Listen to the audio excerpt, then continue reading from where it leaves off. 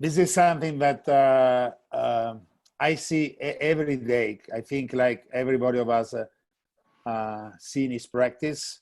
And so this is the most frequent question that I receive. Doctor, is my dog in pain? So the owner and the pet and ourselves don't want to have the dog in pain, but you know, you can go ahead. The owner, can you click on Brian? Yeah. The dog cannot answer, cannot say, yes, I am in pain. So somehow the owner is a filter between us and the dog. So we must be able to communicate to allot some time to speak with the owner. And one of the points is to know well how the dog is walking. Can you play the video? Maybe it's playing. So the dog is a four-leg and digitigrad, so he's using the digit to walk, and that's 4 limbs. And so in other words, the dog is much able to mimic any kind of some disease, some problem, some joint stiffness. And also the main joint, I mean the elbow, the hock, the stifle, and the hip are flexed. So you can compensate any kind of, most of the problem, just opening the joint. And so can you go, this is something that we must understand very well. And I don't see very frequently situation like this. Can you play the video, Brian? So a dog that is suffering for a bilateral cranio-cruciate ligament and is really with an evident orthopedic pain, right? So he's really unable to stand up, and when he walks down, he immediately try to lie down. Typically, can you go ahead with the next slide? Yes. Typically, what we see is this hidden orthopedic pain. So the dog is walking not badly, even in face of an horrible hip.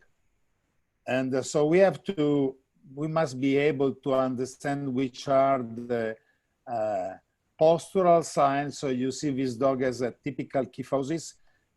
He tried to sit very, very slowly because, you know, when he goes down in a sitting position, his hip will hurt himself. You see the kyphosis again. And also the comportamentalist explained me how important the behavioral sign. So you see this dog is not happy, is not interacting with the environment. Can you go ahead with the next? So first of all, we must know how is the normal gait. So this is a normal dog, is a 4-wheel driver dog, put a full load on each limb and has the head and neck up and is interacting with environment. Differently, and this is something that is useful also to have it on an iPad and show to the owner. This is normal. And maybe your dog, can we go to the next slide? Is this one.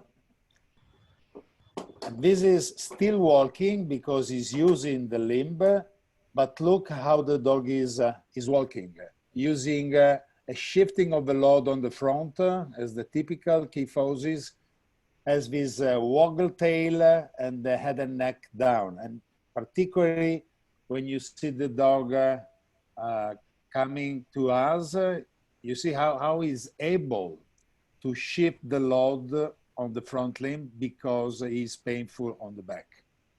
Very impressive. But still he's using the forelimb, so walking. So, I mean, us as a veterinarian must be able to understand which are the behavioral alteration. Of course, the dog become lazy, sad, aggressive, he's unhappy if somebody's touching his colon or a hip.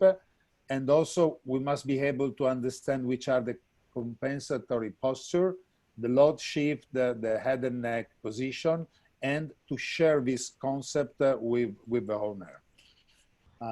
This is, I think, we have still one slide.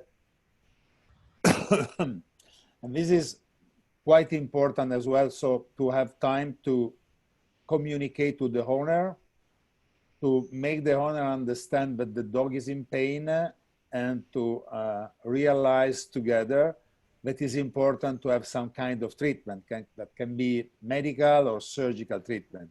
This is something that, particularly in a busy practice, is difficult to have time to speak with the owner. But I think that is one of the key of a success, to be able then to treat the patient.